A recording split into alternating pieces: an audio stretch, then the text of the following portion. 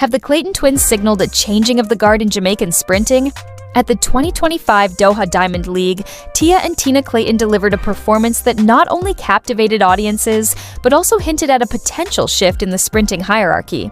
Their remarkable 1-2 finish in the women's 100 meters, with Tia clocking a world-leading 10.92 seconds and Tina close behind at 11.02 seconds, overshadowed the much-anticipated return of veteran Shelly-Ann Fraser-Pryce, who finished fourth with 11.05 seconds.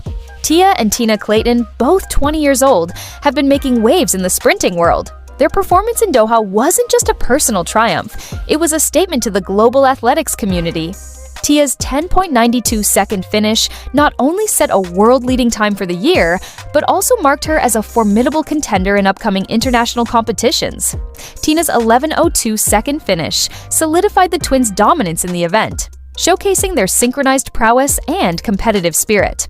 Shelly-Ann Fraser-Pryce, a 5-time World 100-meter champion and 3-time Olympic gold medalist, returned to the Diamond League circuit in Doha after a hiatus since 2021.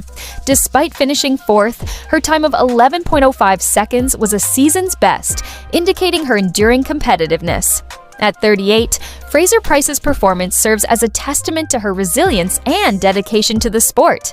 British sprinter Amy Hunt seized the opportunity to shine amidst a highly competitive field. Clocking a personal best of 11.03 seconds, Hunt secured third place, narrowly edging out Fraser-Pryce. Her performance not only disrupted a potential Jamaican podium sweep, but also signaled her emergence as a serious contender on the international stage. The Doha Diamond League women's 100-meter race highlighted a potential shift in sprinting dynamics. The Clayton twins' ascent, combined with Fraser-Pryce's commendable yet non-podium finish,